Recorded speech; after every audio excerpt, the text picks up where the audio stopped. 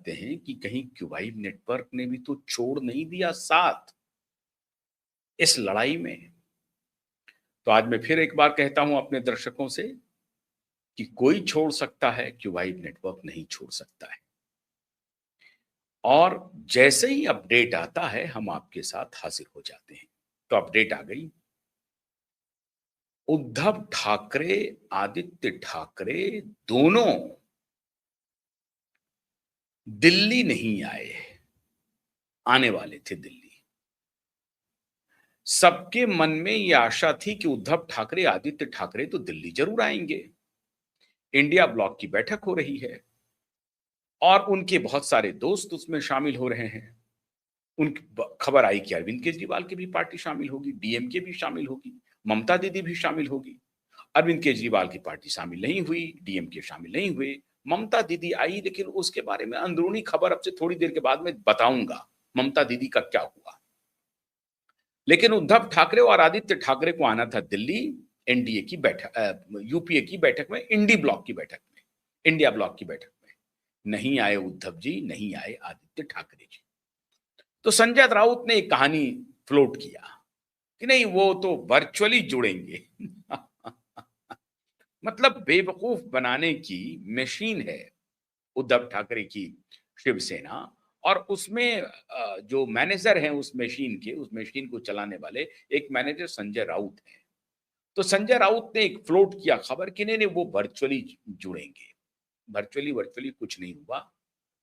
डर के कारण वो इंडी ब्लॉक की बैठक से खुद को दूर कर लिया। कोई बात नहीं है, दूर कर लिया तो अच्छी बात है, दूर कर लिया।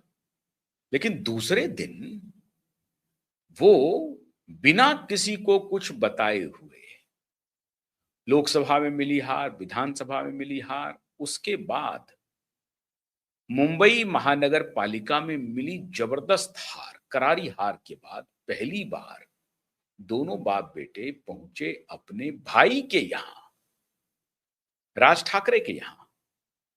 ये बहाना बनाया कि राज ठाकरे की जो पत्नी है, मतलब आदित्य ठाकरे की चाची, तो चाची के बर्थडे में पिता पुत्र दोनों पहुंच गए राज ठाकरे के यहां, बहाना बना करके कि आज चाची का बर्थडे है इसलिए पहुंच रहे हैं।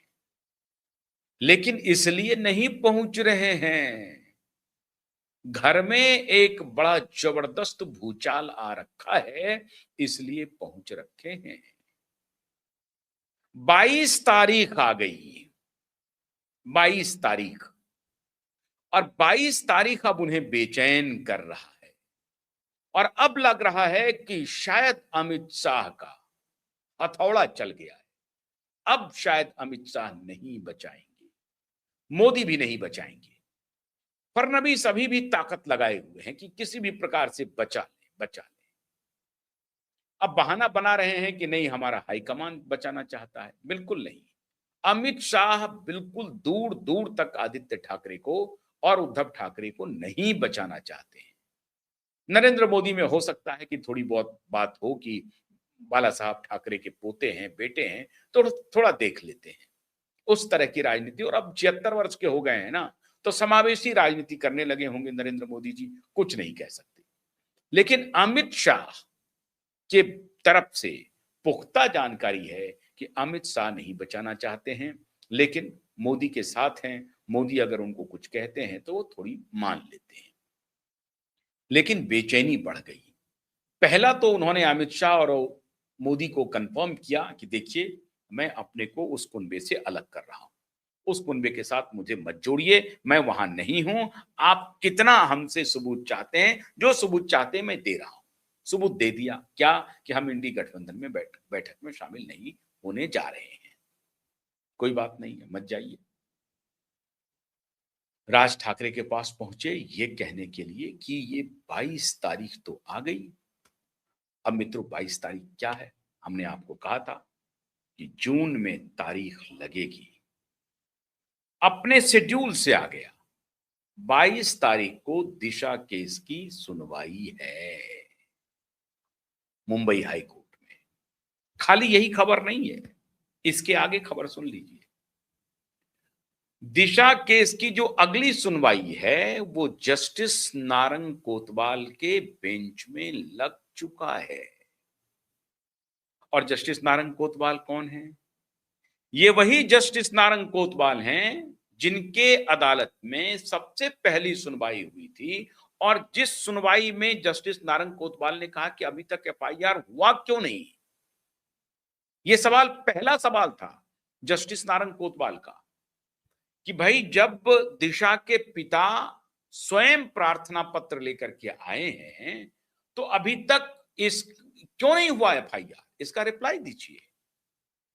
हालांकि उसी दिन उनको आदेश दे देना चाहिए था कि इसमें कोई रिप्लाई उप्लाई की कुछ बात नहीं है, आप रिप्लाई पहले एफआईआर फाइल कीजिए और क्यों नहीं किया उसका रिप्लाई फाइल कीजिए। आदेश देते कि पहले एफआईआर फाइल करिए और क्यों नहीं किया उसका रिप्लाई फाइल कीजिए। तो खैर कोई बात नहीं है, एक व्यवस्था मूलक बात होती है, जस्टिस की बात होती है, न्याय की बात होती है।